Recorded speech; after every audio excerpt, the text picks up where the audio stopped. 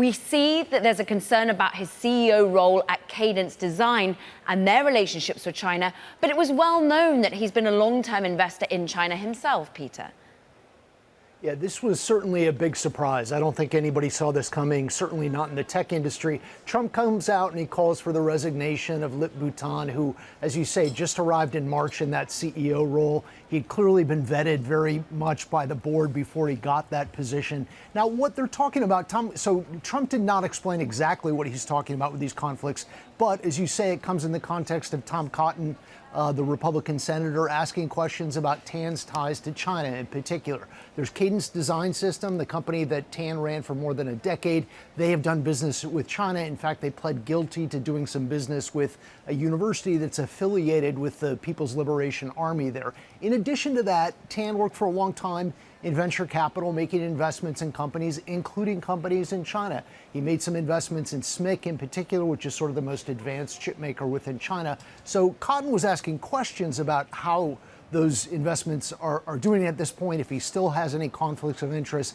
Trump didn't go into those details in particular, but he did flag them. Now, it's important to say what Intel has said in the past. They've said that they value national security, and Tan is certainly aligned with U.S. interests in the region. You got to imagine that the board of Intel is going to come back pretty forcefully in this situation because they're the ones that hired Tan in the first place. And we're already seeing the statement from Intel in response to Republican Senator Cotton's query, saying Intel and Mr. Tan are deeply committed to the national security of the United States and the integrity of our role in the U.S. defense ecosystem, because this is where the question lies.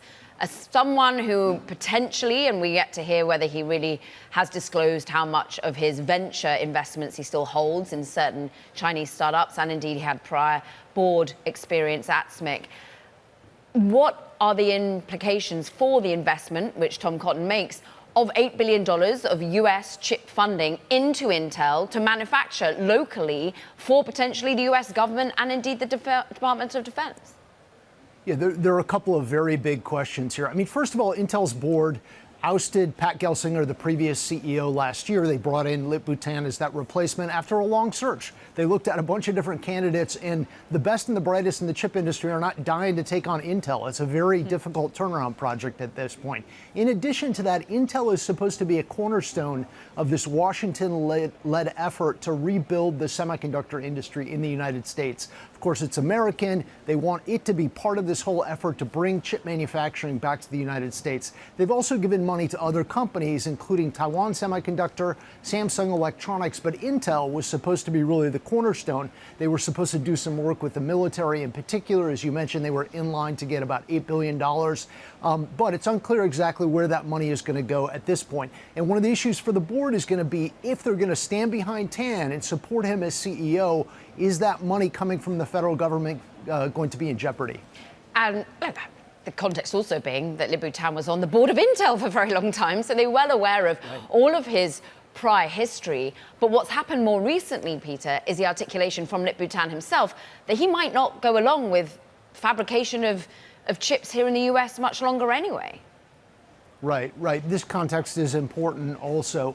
His predecessor, Gelsinger, had pushed very hard to rebuild Intel's manufacturing expertise. They're in the process right now of trying to develop new techniques for manufacturing. They appear to be making quite a bit of progress on that front. Now, Tan has said he doesn't believe if you build it, they will come. He's referring to this whole foundry business where Gelsinger wanted to compete pretty directly with TSMC in making customized chips for the likes of Apple and NVIDIA in particular. Intel's not made a whole lot of progress on that front. So Tan has said he's not necessarily going to stick with that strategy. That, of course, kind of runs counter to the Washington effort to try to rebuild the U.S. chip industry. If he's tentative with some of his investments, that may be counter to their priorities at this point.